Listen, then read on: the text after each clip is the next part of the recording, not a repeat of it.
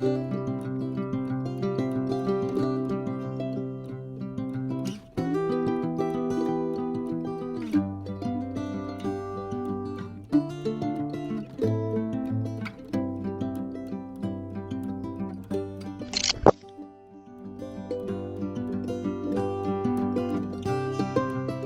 up, back up, back up.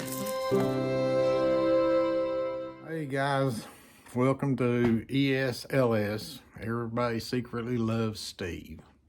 Family joke. Don't need to tell you about it, but someday I might do it. Might make somebody mad in my family, but it's okay. Today we're going to do some little puppy training, exercising in the house. Kind of like stimulation. I'll explain as we go. So if you're interested, just hang in there. Here's her little timeout kennel. And if you notice, the door stays open. The only time it's closed is whenever she has to learn timeout.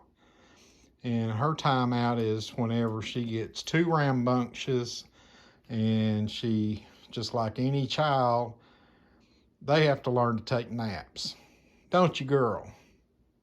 You have to take naps during the middle of the day. But right now she's so excited and she won't stop staring at me because I've got her stimulation in my hand. I'm about to show it to you. When she was just about 7 or 8 weeks old, I try to introduce this to all my Shelties. It gets their attention. She's got a box full of toys over here, and we just got through cleaning them up. And can you see her? Cricket? This is her intensity. She knows what's fixing to happen, and she enjoys this. And it gives them some excitement and some wearing out, and it's fun for them. You ready? Yeah, you sit, you ready. Okay. There it is. There it is. Oh my goodness. What is that? Oh, it's playtime. Yes. Try not to. This is a little handheld laser. I don't want it to go into her eyes, but just give her quick motions with it and let her chase it. And it's kind of like the prey drive instinct. Gives them a lot of fun. You better watch it. You better watch it. Get that thing. Get it. Get it. Atta girl. Get it. Atta girl, get it. Oh my goodness. Get it. Yeah. Get it. Get that thing. And see, my voice reflection is, it makes her excited. Oh, good girl. Get it. Get it. Atta girl. Get that thing. Watch it. Watch it. Watch it. Oh, good girl. Good girl. Yeah. Oh, yeah. Good girl. Yeah. Oh. Better get it. Better get it. It's behind you. It's behind you. It's behind you. It's behind you. Get it. Atta girl. Okay. Yeah. We'll do this for like 4 or 5 minutes and I'll put it up because I don't want her to get bored out of it. Atta girl. Yeah. Good girl. Oops. It tricked you. It tricked you. Better get it. Sit. Sit. Sit. Sit. Sit. Good girl, get it. Atta girl. Good girl. Oh, good girl, yes. Good girl. Sit. Sit. Cricket. Sit. Good girl. You down? You down? Down? Down? Cricket. Down? Down? Down? Cricket. Down? She's just learning this stuff. Down. Better lay down. Down. Down. No. Down. Cricket. No. Down. Down. Hey. Down. No. Sit. Down. Down. Down. On the ground. Huh? Down. Down. Down. Down. Cricket. Down.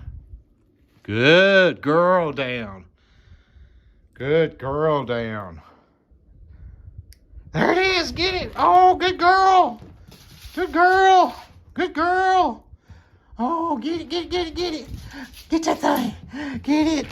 Oh, good girl. Down. Good girl. Oh, good girl. Good girl. Oh, good girl. Okay. It's about over. It's about over. Catch it. Catch it. Okay, good girl. You got it. You got it. You got it. It's good. Huh? You got it. Okay, that's a good girl. Oh, it's a good girl. Come here. Set up barriers when we don't want her to go into a certain part of the house at any time. Right now, this barrier is open.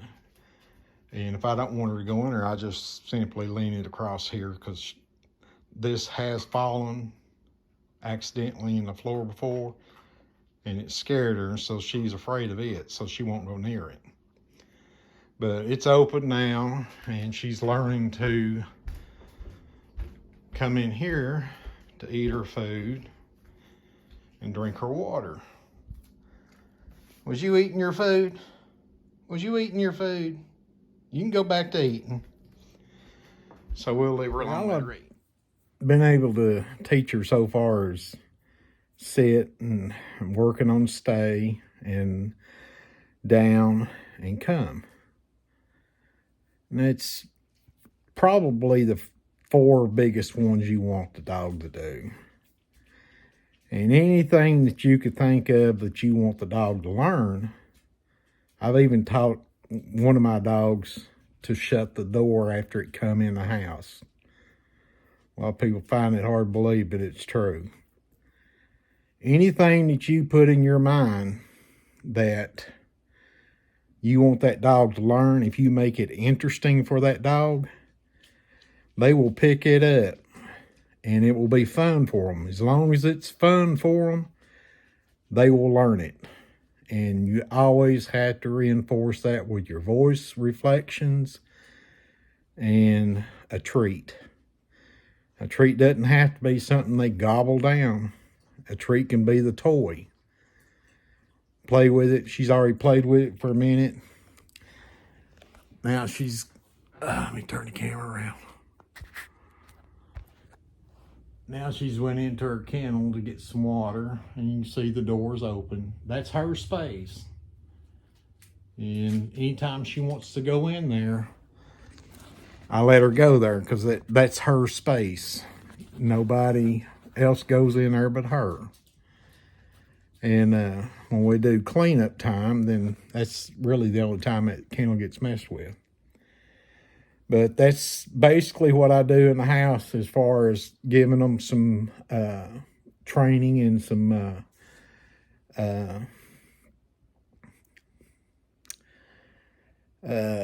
activities. That's the word I'm looking for. Now, another little thing I like doing in the house, let me turn the camera around. I try to talk to my animals like they're humans, so that's the biggest reason why I do that different voice reflection stuff, because they're kids, okay? And earlier, you know, I was showing you the air mattress, and when we first got her, as a puppy, she came from a house full of kids, 3 and 4 or 5 years old, and 4 or 5 other little puppies. I think they had at the same time. Excuse me. And separation anxiety, they pick up on it really quick and early in life, and you try not to let them get separation anxiety. And part of my training with that is the air mattress. I camp out in here in the night with her. The first night we had her, we put her in the kennel. I slept in here with her, and it went okay. She wasn't happy in there by herself, and then she got on the air mattress with me. She was happy only for a little while. And so the second night we tried the same thing. Put her in her kennel. She's okay for a little while, and then I thought, well, you're either gonna learn to stay in there all night, or you're gonna stay out here with me all night. So by the end of the second night, she decided that she didn't want to sleep by herself, and that was too much separation, because she's always had other puppies to sleep with and everything. So that was my way of, helping her get rid of any kind of separation anxiety. The air mattress, if there's any accidents, like last night, for a matter of fact, she wakes me up at 3 o'clock in the morning, and she's having this gag reflex. Only thing I can think of is when I took her out the last time, she must have eat a blade of grass. And dogs will eat grass, believe it or not. Some people say it's because they have upset stomachs, and that's their way of curing the upset stomach. So when she has an accident like that on the mattress, it's not a $1,500 mattress that just got ruined. It's only a blanket on top of an air mattress that can be replaced, very cheaply. So that is my reasoning for that kind of separation anxiety training, is what I call it. The kennel in the living room gives them a place to go on their own when they want to be by themselves, because they're just like kids. They want time out for themselves too. And whenever she wants to come in and be with me, she can come up and jump in the chair with me or whatever. And I want her to feel free to do that. Separation anxiety is probably a lot of really problems with a lot of dog handlers or dog people that introduce a dog into their life, because they don't understand that dog came from a litter of pups, and now it's with a smaller pack, and this smaller pack jumps up and leaves them behind, and they have to have something there to comfort them. One example is whenever I was a police officer, I had a domestic call and got there. A woman explained to me that they had been out partying, left the dog there at the house. The dog had tore up their sofa in the living room and shredded it pretty bad. It was about an 8-month-old Rottweiler pup, and the husband got irate and beat the dog. That's why she called the police on her husband. They got into a big argument over it. After calming him down, I asked him, I said, so what was your reason for beating the dog? He said, look at my damn couch. He destroyed my damn couch. I said, well, let me tell you what you just did. You didn't teach that dog not to destroy your couch. What you taught that dog was to fear you when you come home drunk and mad. Because in order for you to teach that dog not to tear something up, you have to be there and catch him in the act of starting to tear something up, and then reinforcing it with the word no, and that's where it starts. I said, all you taught your dog to do was fear you when you come home, especially when you're drunk. I think that hit home with him, and he understood that. He told me, he said, I never thought about it like that. Separation anxiety with animals is probably the hardest thing to teach a dog not to do. And the easiest way to do it is to give that dog, affection and excitement at home, and letting it know where it's got a place to go. Introducing toys. You introduce the toys. These are your toys. You play with these toys. You don't grab anything else. You don't, anything else is off limits. That's why I have this barrier up over here at this door. When I don't want her going in there and I know she's going to be hungry, we have plants in the kitchen area next to the windows. And when she was a puppy, she found those plants, and she is like, I like to chew on those leaves. Well, catching her doing it, it's been really hard. And we finally, I think, got her to that point to where we could open up this and let her go in there and get her food, because her food stayed in here for such a long time. And now it's in there. And I want her to realize her only purpose of going in there by herself is to eat her food and get her water. Any other time she goes through the house, it's with us. And we talk with her and play with her, sometimes in there in the house. But anytime she gets over around the plants, we reinforce the statement, no, get away from there. You don't belong there. That helps them. It's all a part of house training. House training doesn't stop with the dog not peeing and pooping in your floor. It's going to happen no matter what until you train that dog.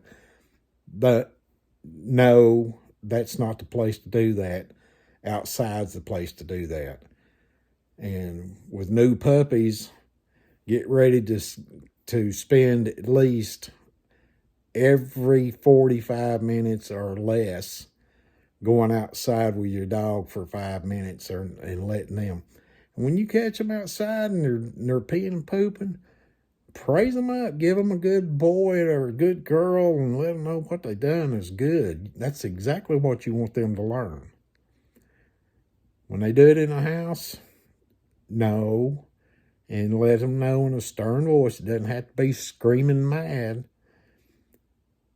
And they'll start to understand. I don't like that tone. I didn't like that treatment. I like it outside. And that's how they learn the difference of going inside and outside, okay? Whenever they get ready to want to go outside and let you know that they need to go outside, they'll come to you and they'll start whining, or they'll scratch at your leg to get your attention. They're saying, hey, I've got to go. It's time to go out. And it will help you a whole lot to understand what your dog is trying to tell you. So if you guys got anything out of that, I hope you did. And any comments or anything I can help you with, you feel free to comment about it. And like and subscribe, and me and Cricket will come back with some other things we can think of as we're learning to train Cricket. See you guys. But this is what you're looking for after she's had her stimulation and her excitement for the day.